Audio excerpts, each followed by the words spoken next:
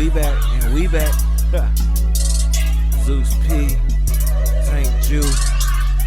Let the light in, man. It's the 2-hour lunch break, dog. I'm locked in. So turn your speakers up a notch and grab the white gin. And when I'm on the road to the office or the crib, it's Big Zeus, St. Jew, the ones I wanna hear. This is that 2-hour lunch break live from Lady Bird J. Late. Coming to you live, putting on for the city. This is that 2-hour lunch break live from Lady Bird J. Late. And it's coming home to Texas.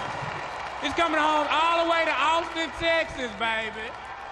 All right, man, welcome back to the 2-Hour Lunch Break Podcast, man, a podcast for Austin, from Austin. I'm your host, Trotwood Zeus, and today we got a special guest in the building. He's a California native, a military brat who grew up soaking in sounds from all over the world. He started out as a singer-songwriter and producer, building collectives and crafting music with his day ones before finding his true lane behind the turntables. Since touching down in Austin, he's become one of the fastest rising DJs in the city, rocking residencies at spots like Soho House and Coconut Club, curating vibes at his signature events like Taste and Neon Soul, and even earning a nomination for DJ of the Year by the Austin Chronicle. Austin loves him. You will too. Please welcome to the podcast. We got the homie, DJ Ashmar in the building, man. How are you doing today, bro? What? Hey. What? Here we go. That There we sounds go. so crazy. Everybody learn from him. Learn from him and do the same thing. You make somebody feel special. Yeah, man. Thank you for that, We were bro. talking off air. You know, you a busy man. I am. You know what I mean? So number one, appreciate you taking time out of your busy schedule to pull up. So had to make sure we brought you in right. Thank you. You know what I mean? Thank you. Man, so, now that we're here, man, let's go to get to it, man. Let's talk about your background, right? Yeah, So, we know that you're a California native. I am. But you also come from a military family, right? Yeah. So talk about that experience, growing, being born on the West Coast. Yeah. And what did home, like the definition, like the word home mean to you, growing up and moving all these different places? Yeah, no, well, I'm going to start with when you say something about home, right? Mm-hmm. I lived in a very blended household, Okay. right? So I'm my dad's only child, and he married my mom, and she had a daughter, and my parents adopted 4 of her nieces and nephews. Oh, wow. So there was 6 kids and 2 parents. Yeah, Okay. one crib. And that mean, being blood couldn't even make us any closer. Like, that's my family. Right. Those are my brothers and my sisters. Mm-hmm. So home, also, my parents set a precedence of what home was going to be like, regardless if it was like military life or anything like that, because being on a military base, you still are exposed to different things, Mm-hmm. but it is red, white, and blue, regardless. Yeah, It is red, white, and blue, regardless. But yeah. So the way it was set up is my mom's from L.A. Okay. from the streets out there, and she always brought her, like, my grandmother, my nanny. That's what we call her, nanny. Always brought her out. My grandpa Jimmy, rest in peace, brought out my aunt. Everybody from L.A. came to see us on the base. It did not matter, or we would go out there. It didn't matter. But we always had that going on in our household. So it was always been a blended household. And what was the second part of your question? I said, what did the word home mean to you growing up? Yeah, while so doing all that movement? it's just blended. That was what it is. And it's like not even just like because we're a blended family. It also went with having, multicultural friend groups, because it is a military base. You have something, I always tell people all the time, like, first impressions is a thing for me, because like we would have a friend for a week, a day, 2 years, 20 years, but it just depends on whatever the base sends you to, when you get sent to another base. Mm-hmm. So like our friends, I grew up with Asians, Mexicans, blacks. I grew up with everybody. Everybody, yeah. So I guess the best way to say it is just blended. Gotcha. Really, just blended. I was gonna say, what cities, like, what bases did you end up in, and how did those cities kind of, show up, like those sounds from those cities show up in your, music taste today? Well, I think it was really more of my dad being the major traveler of the family. Okay. And what he brought back, because it's funny that you say that. So Edwards Air Force Base is like, that's in, it's like an hour or so north of LA. Okay. It's where the space shuttle would land from Florida over to Edwards Air Force Base when it would come out of space. Yeah, go down to Edwards Air Force Base. Right. So it's funny you say that, though, because I didn't really know, like I knew my dad could draw, and I say all this because I called him like a traveler, right? So I knew my dad could draw, but this one day, bro, it was so random. I don't even know how old I was, probably like 12 maybe, and he brought out a crate of records. Okay. I didn't even know my dad collected records like Right. and the records were like Doobie Brothers and Hall & Oates and Foxy, and I'm like, the fuck? Yeah. All right, Dad. And but he was like, nah, you can look into them, whatever. And my sister, she's just so artistic in what she does. Yeah. She started putting the records on the wall. Okay. You know, we had like this like den area. She put Right. the records on the wall. So, but I'm saying all that to be like, when you ask about where I get like the sounds and all that, like my dad travels, so he always brought new music, new dub plates, like reggae and all that from other countries and stuff like that when he would go leave and come back. Wow. My mom, she was really into funk. She actually plays the bass. Okay. She was really into funk, so funk music came from her. My mother, she likes all big rock music, like big hair rock music, like Twisted Sisters. She liked Hall & Oates. She liked everything. And then she would go in, Janet Jackson's her favorite, so she had the edge. You know what I'm saying? She was just like, that's who she is. And then my sisters, both my sisters, I actually have my sister who I grew up with, and then I have another sister and another brother from my mother. And everybody, I feel like, maybe just because I was such a curious kid, I just wanted to know what everybody was listening to. Right. Yeah. So actually, I don't know, I just got, again, life was just blended. Like I would just ask, and you know, sometimes you feel like whatever music you listen to may not be that exciting for the people around you, but when they found out that a kid was like interested, they just show me like, oh, Right. I like this. Right. So I would just take from that. But I was listening to literally everything. Gotcha. Growing up. Gotcha. Yeah. So you were basically kind of like surrounded Yeah. by music growing up, Yeah, right? yeah, for sure. So, I mean, with that said, you know, during your upbringing, was there like a specific moment where you realized, you know, growing around all that music was going to be your lane? Is there like a pivot point when that happened? I mean, one that I can remember. I mean, my dad would tell me that I was dancing a lot at like weddings and things when I was a young kid, like 2, 3. But I think when my dad, he tried to put me in a choir, and it didn't go that well. It wasn't your thing, all right. Because it wasn't that I couldn't sing. It was more that I was too loud. They didn't like that. Okay. And then he wrote me a song. He wrote me a song to try to sing. Gotcha. Yeah, it's called Imagine That. And I remember like, okay, this is cool. So then I started just writing my own stuff. I used to, that would be it. Because I started doing some stupid. Did you know PlayStation games? If you took a PlayStation game and put in your CD player, it would play the soundtrack. No. So me being curious kid, me being a curious kid, I took the Twisted Metal 2 and put it in my dad's CD player, and I played it, and it played music. I had no idea, bro. Yeah, and I would just like, the songs suck, but I would just play and I would write to them. Now, bro, like now you gotta be one to go back and like dig in the crates. You know what I mean? That's crazy. Yeah, I had no idea, bro. Yeah. I just tried it. Gotcha. So let's shift gears a little bit, right? Yeah, so let's talk about Crafted. Okay. Right. What was the vision with your day ones, and what did you learn about building a collective through Crafted? So it actually is certified. Certified. My bad. You're not the only person people said it. It's certified. So what it actually is that it's the first letter of all of our last names. So my last name's Triggs, so I'm the T. Okay. And then there's Dannon, which is Curry, and then it's Carl Richardson, Ashmar Triggs, Shanzan Farizi, Anthony Day.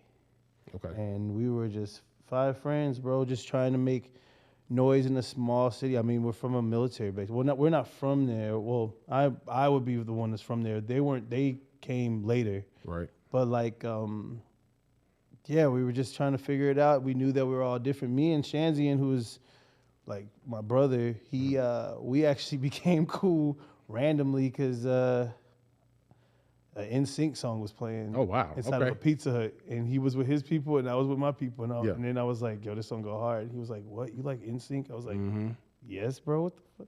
Yeah, and we clicked, and we made this collective. We started making a lot of music together. It was cool to just see people connect with each other. We did YouTube videos and parties, and it was a lot of fun. And then, and then as it continued, you know, some stuff just people kind of went their separate ways. Stuff dwindled, but Shanzi and I continue to work. That's part of the reason why I moved here, to be honest with you. I moved here in 2014, and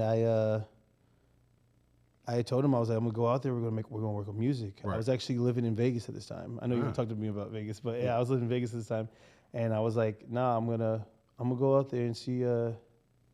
And then I surprised him. He couldn't believe it, and I was like, we here. Right. And we continue to work on music. Yeah, there we go. I'm saying, are you still tapped in with any of the other guys? Yeah, I'm tapped in with majority of them. Okay. Yeah, majority of them I'm cool with. Some of them we just don't talk, but like, yeah, we're cool. We're cool, family. Yeah. You know what I'm saying? You do your first things with, like, you know, out there with these people. They're your day one. So Yeah. So I know we were talking about Vegas, right? Yeah. So during your time in Vegas, you really dove like heavy into like the production side. Right? Yeah. What did beat making teach you that, you know, DJing alone couldn't? I think that what beat making did for me was it woke up that kid in me that liked, you know, the quirkiness and the weirdness of like Missy Elliott and like Busta Rhymes and like Q-Tip, even when he was on his quirky stuff. Yeah.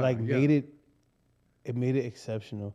And what the cool thing, the person that I always relate to when I hear them talk about music and when I think about my upbringing and all this stuff is Tyler, the Creator. Like, I feel like he just makes so much sense to me.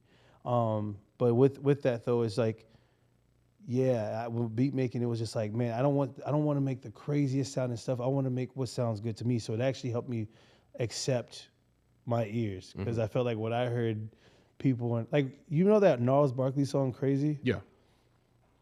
When I first heard that, I thought that was like cinematic. Yeah. People were like, "This song sucks." I was like, "This song is crazy." Like, no pun intended. But I thought that song was really good. You know, so I think it just helped me to accept my taste. Gotcha. That's what producing did for me. Okay. So I know we had touched on why you came to Austin. Right? Yeah.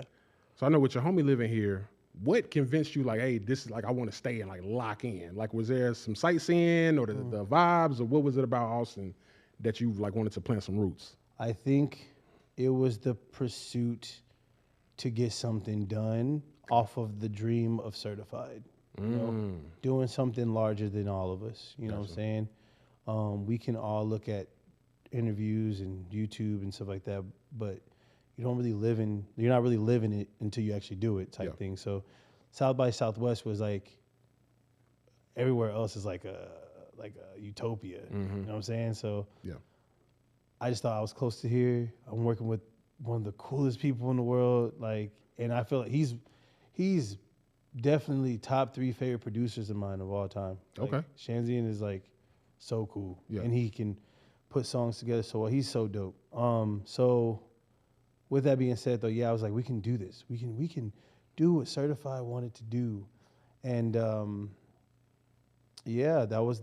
what it was. You know, it was to keep the dream going. That what we all wanted to do. You know, right. So it was a pursuit of happiness, I guess. There we go. So I know Austin is like a very different city than a lot of the places that you lived before, right? Yeah. So with that said, what was like, you know, one of the biggest culture shocks for you when you first got here? Bro, for real, this is crazy. I got an Uber from the airport to where my boy was living. He didn't know I was coming. And like, I'd never been someplace when protests were so like loud, immediate, just in your face. As soon as I got into the city, I saw a protest. Yeah. Like, I'm like, all right, like, we're here. Yeah. It didn't really scare me. It instantly just told me like, yo, this is not no other place you've ever lived. Like, which is cool, you know? But yeah, that was like, right when I walked in, I was like, oh, okay, we're here. Right, like, yeah. Okay. The protests of it. And just the hospitality, you know, when you meet somebody who's like a real Texan, like, it's a different hospitality. Oh yeah. Being in Vegas, you're just like, oh, okay. Yeah, real standoffish. Right. I Yeah. get that. So I get hospitality. that. Gotcha. So let's talk about your DJing, right? So Okay. I know you looking into your story. Yeah. You started DJing during the pandemic, right? Yeah. That's I great. think you did like an 8-hour a day practice plan, right? So what you what did that look like? What inspired that to like really lock in? Okay. You know, I said I'm gonna do my homework. That's crazy. All right. Yeah. So what happened was, yo, that's funny. Pandemic hit, and it hit right before my birthday. So we're all inside the house, and my friend Adrian, and was it Night Sage? I think Bambi helped. There was just a couple friends who came together to do like an Instagram live. Okay. And like Adrian did like a live painting, and people just like came in and said happy birthday for me and all that, right? And I was down, bro. COVID scared me, bro. yeah, It did. COVID was a crazy time. And I feel like people don't really realize that so much has changed, Yeah. bro. And it was only 5 years ago. But yeah, it freaked me out. And then I just did not know. I didn't know what to do. I guess I had to really figure out like what was the new thing. I saw TikTok was like the booming thing at the time. I was like, Right. oh, we're about to go. Everybody can do TikTok now, Yeah. whatever. But also I was like, what do I want to do? Mm-hmm. You know what I'm saying? Like, what's about to happen next? But the following year, 2021, March, Bambi, who's a DJ out here also. Okay. Yeah, I heard of her. Okay. Yes, she and I do wav.cation together. Gotcha. She was like, I want to throw you a birthday party. So she threw me a birthday party, and Shelly Nix, you know what that is? Yeah. He was DJing it. Okay. And so this was a year later. This is March like 30th, 2021. Yeah. And he was mixing, and he started playing my song Zoom, which is on my Yesterday album. And he started playing it, and he like mixed it from something else. And I was like, wait, let me try. Let me just try. He was like, okay, whatever, try. And we went to the previous song, and then I did it. And I was like, whoa, like that Was that with like no practice? You just got on there and yeah, I just like, oh wow. I just looked at the file, and I was Yeah. like, boom, got it, right? Okay. I should note that in Vegas, when I did live in Vegas and I was doing production, Okay.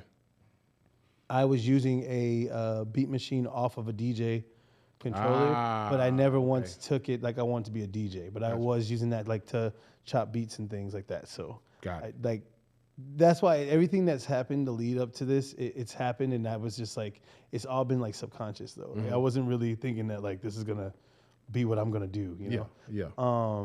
But I say, yeah, so say that, yeah, boom, right? So I did that in Vegas. So fast forward to this party, I was like, dude, that felt too good, right? Right, yeah. And at this time, because we're inside the crib in 2020, I did have a job. I was working in corporate America, but I had a job at this place called Poly. And we worked from home and all that. Cool. And then by this time, I was already looking to get another job.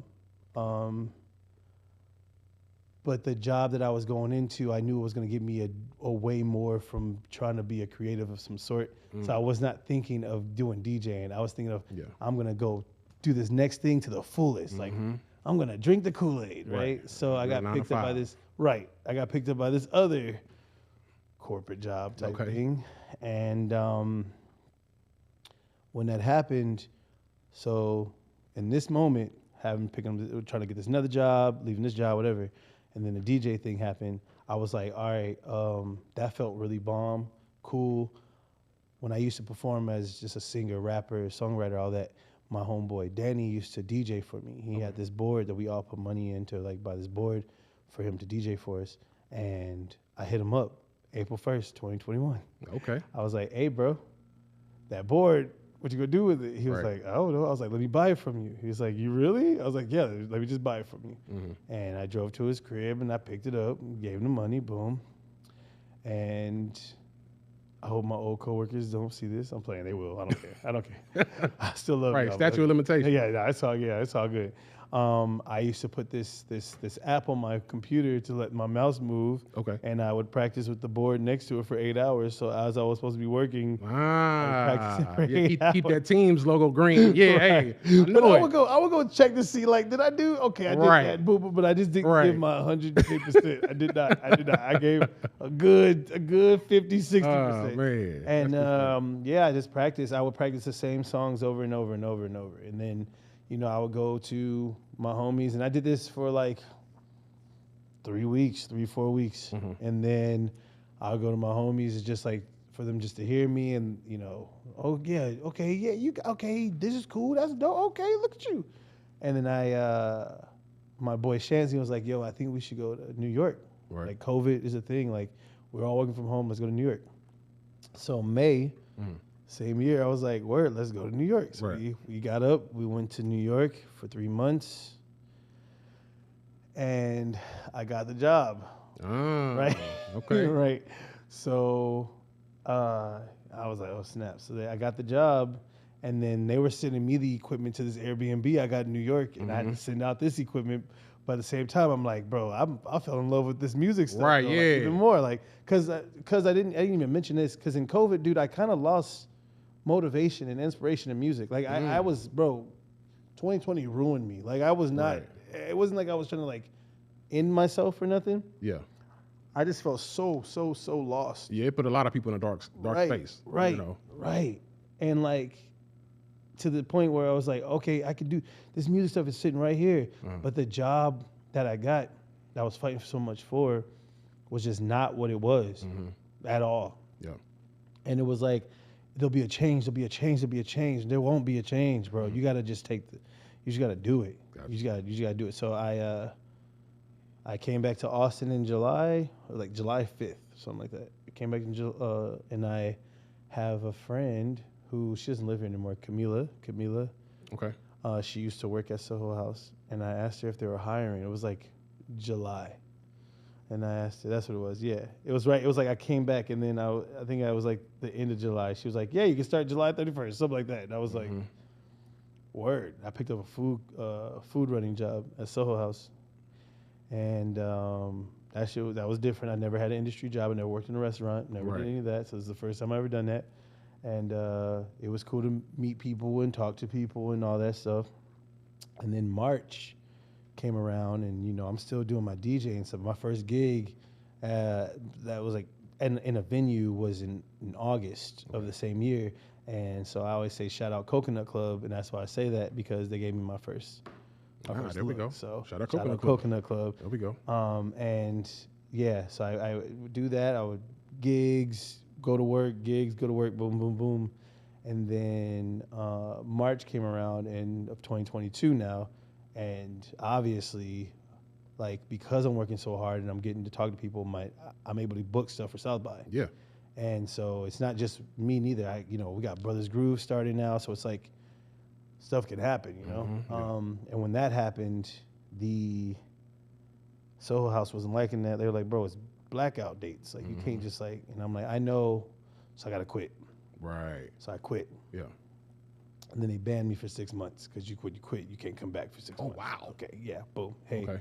anybody who quits Soho House, you cannot go back in 6 months, all right? Or for 6 months. So yeah, I got banned for 6 months, and then it was, so 6 months would be September, right? So then October comes, and it's Halloween, and they had a DJ that quit or didn't want to play, and they hit me up and said, hey, Right. hey, buddy, Want to run it back? you've been trying to play here. So So then I went to go play the DJ, and then they offered me a residency the next day. there we go. And that's kind of the birth of, because I had to leave that job. So I was like, this is what I'm going to do. And then I've been DJing. There we go. So that's the story about gosh. All right. So, at this point, up to now to 2025, you've been DJing for, some years now. Yeah, 3. Right. So 4. kind of like a peek behind the curtain for a DJ's experience, man. What is the difference between, just playing songs, right? Playing songs at a party versus curating a room in your mind? That's an easy thing. It's the feeling. You know what I'm saying? Like, Look, a person can curate their own feeling in their own crib, in their own room, playing Spotify. Yeah. You know, I'm sad. I want to hear a sad song. Mm-hmm. Ugh. Ooh, right? Right. How do you do that in a room full of sad people, though? Oh, okay. You know what I'm saying? Yeah. Now it goes beyond that. So it's really about feeling. It's about all that to curate. I always picture myself in the crowd with the people.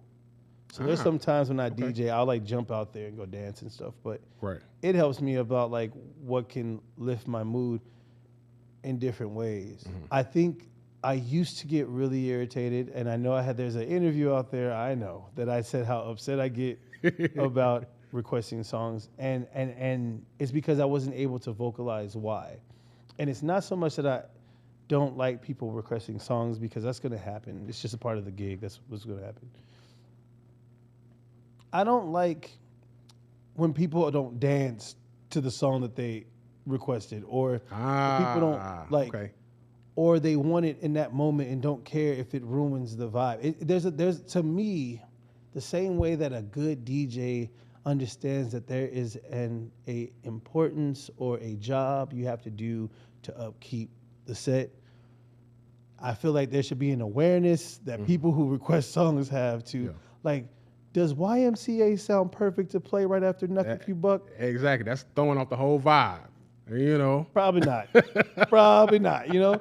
But, like, if you come to me and you're like, hey, I want to hear YMCA, but you don't have to play it right now. Mm-hmm. Like, if you can just fit it in, cool, I'm going to be here for a little. Right. Cool, I'm going to try it, you know? It's so demanding. Right. You like know? it gotta be like proper etiquette. Right. To go about doing that. Because I have to be proper in when I do it. I can't show, if I show I have an attitude now, you're just a DJ with an attitude. Completely understandable. Right. But like, there's just, you gotta, if you request that song, you better twerk. You better do something. You better shake something. You better, because dude, I'm trying to remove this word. I strongly dislike when somebody requests a song and they're like, and then they just go sit down. Mm-hmm. And I'm like, they basically did it for nothing. You know what I mean? Like, you could have gone about what you was doing. you did it. Right. Thank you. Like, and it may be because you're trying to set a mood for the lady that you're there with. Maybe that's what it is. But for me, it's like there's way more of them than you. Yeah. And like, that's what I'm saying. Like, sometimes people request songs and I'm like, yeah, that's so dope. That will definitely fit later, you know? But yeah, you know, some people just get so angry. So that's what it is. It's like, it's about the feeling. You got to curate a feeling. I've seen some people do some disrespectful stuff when they get the song they want to hear, bro. And I'd be like, yo, that's so be great. bugging out. Yeah. Yeah. So I know you've done a bunch of residencies up to this point, right? I have, know we yes. talked about Soho House. We talked about Coconut Club. Yes. On top of that, you've done like R&B night at Do Not Disturb, Wiggle Room Sundays, et cetera, et cetera. Are there any of those that you feel kind of like sharpen your skills the most? Like, Yeah. you know, which one of those? Hen House, the Do Not Disturb R&B nights. Even at Wiggle Room, they helped me with understanding people when I'm DJing. It's like I love R&B. Okay. Right? I have a very close relationship with R&B. Rest in peace, D'Angelo. That shit sucks. Right, yeah. Shout out D'Angelo. So when it comes to R&B,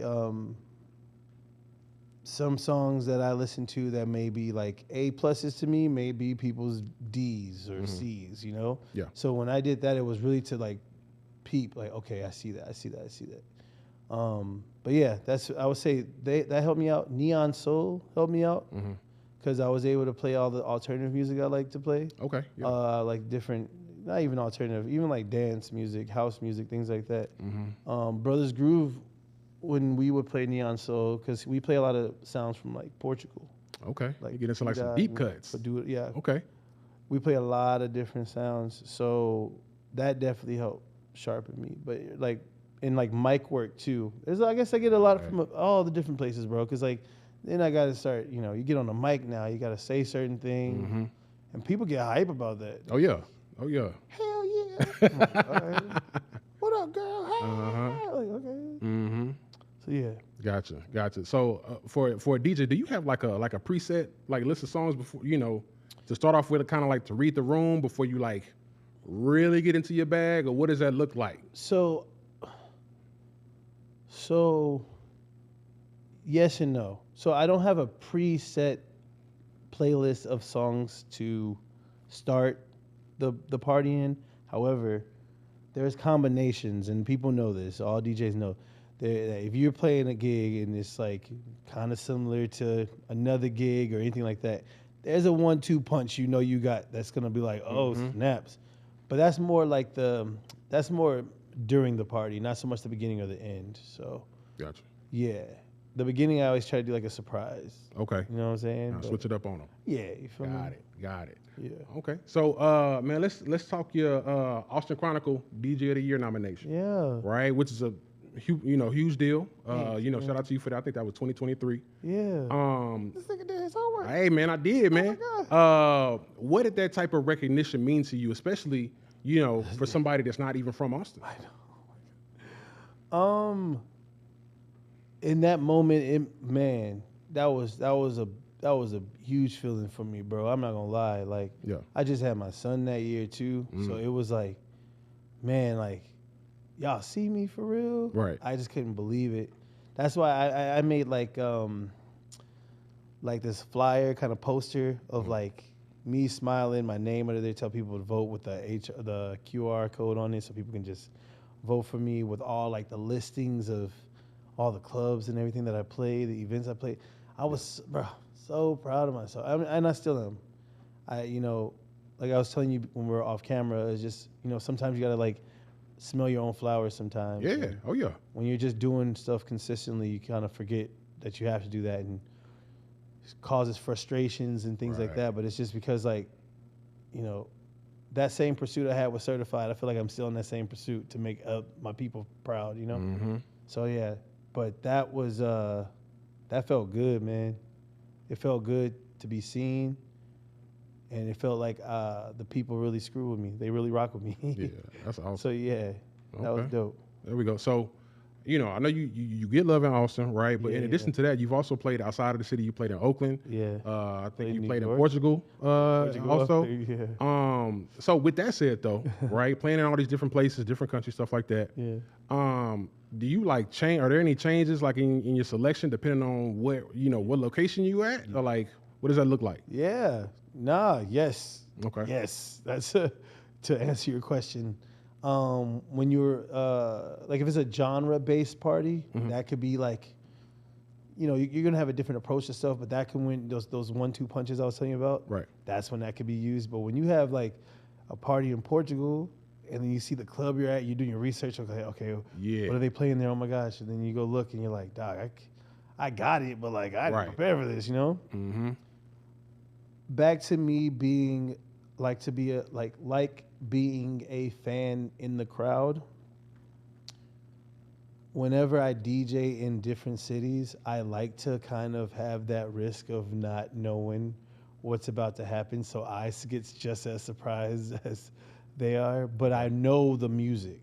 You know what I'm saying? Like, I might have music from like, let's say Oakland, right? I might have E40, Federation, Keek the Sneak, Kamaya. I might have even a Kehlani song, like a one-off from back in the day.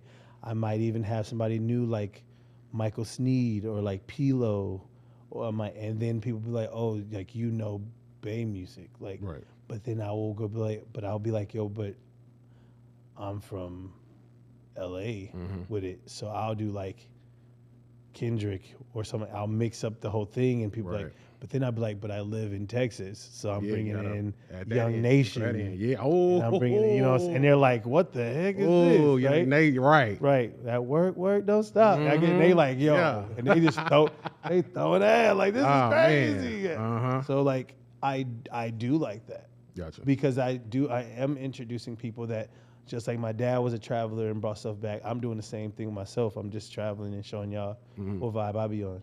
Portugal is different because it's Portugal. You kind of gotta like. And luckily, Stefan and I actually do.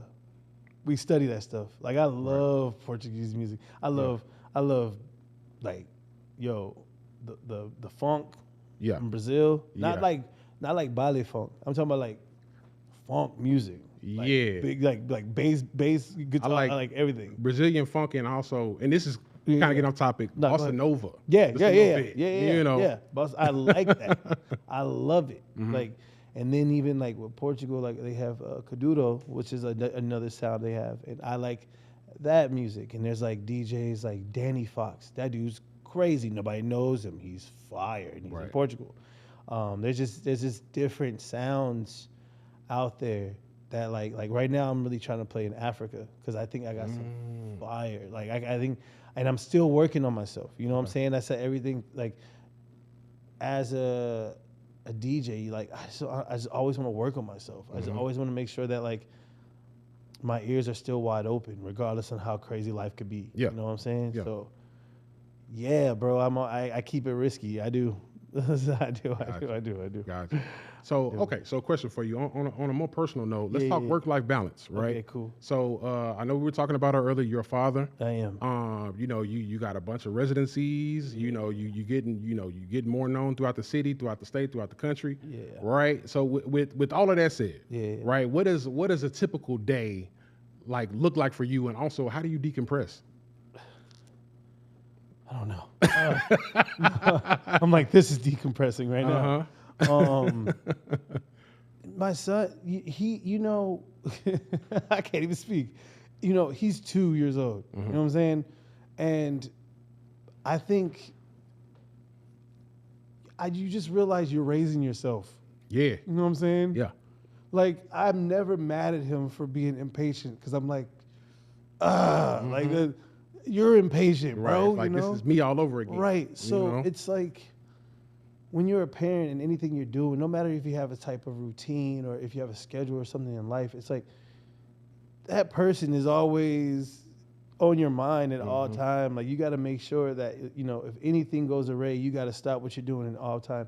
And I feel like your question just told me that I need to find the right way to decompress. I feel like my decompress is when he goes to sleep.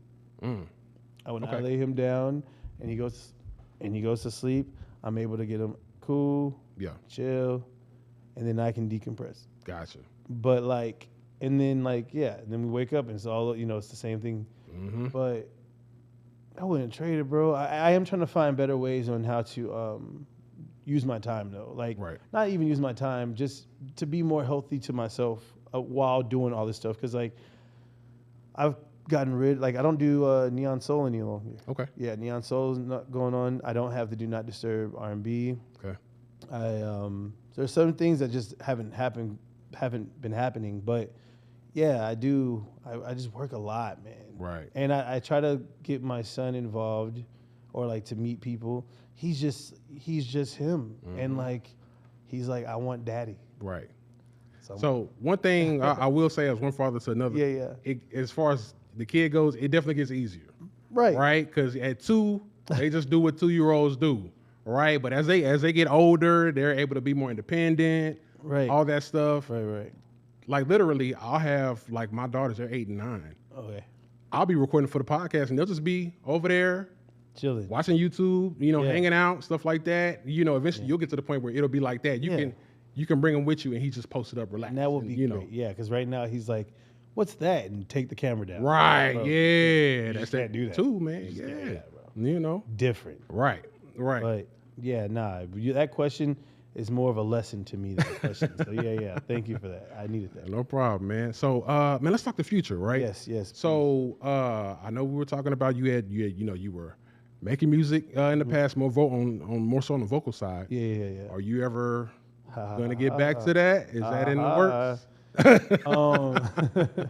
Yes. Okay. To answer your question, yes, I am gonna get back to it. Back to what I was telling you about being a father and working on that balance. Right. I guess in a way of me actually executing. Gotcha. So that's why I got to do what I do. Yeah, that's why I do. Because, man, I'm hungry for it, bro. I be listening to songs, and I'm like, why they say that like that? And I'm like, you can't really judge. You don't do this no more. And I'm like, yes, I do it. Yes, I do. Yeah. So I owe it to myself, man, because it's still inside, man. And I love making music, even to make like an instrumental album to DJ with. You know what I'm saying? Some house music. You know what I'm saying? It's in me, but it's like, yeah, that balance, bro. Gotcha. Once there's no shut off for the kids. You know what I'm saying? True. The only time, like my parents would be like, oh, we'll take them. So I go take them to their crib, and they'll take them for like 2 months.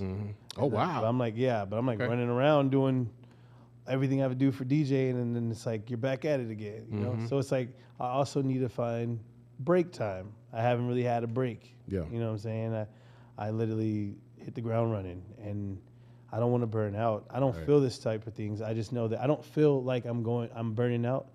I just know that I'm human and that happens. Yeah. So it's like, I want to get in front of that, though. Yeah. Like, if you don't take a break, your body will take a break. Exactly. You know? Yeah, exactly. So, that's what it is. Gotcha. So, you know, kind of, piggybacking, still talking about the future, right? Yeah. So for you, in your mind, what is like the next 5 or 10 years look like for you? Like, do you still plan on staying in Austin? I know you've been kind of touching back on, you're a military brat, you're used to moving around. Yeah. You've been in Austin 10 years. Yeah, Is there a chance for a move? What are your potential plans when it comes to stuff like that? It literally depends on what's to come. I can't even in my career. You know what I'm saying? Like, there's places that people know I want to go. Right. And people know, like, I've been like, yo, I definitely want to live at this place, right? But it also depends. Now I got a kid, now I got to make sure it's fitting for him.